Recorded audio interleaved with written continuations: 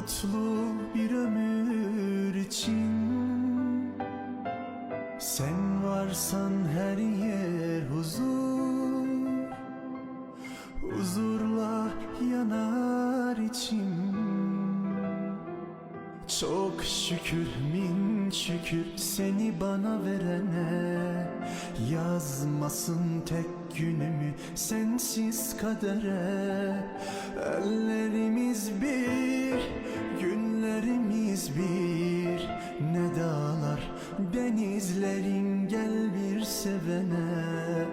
Bu şarkı kalbimin tek sahibine, ömürlük yarime, gönül eşime. Bahar sensin bana, gün ışın cennet.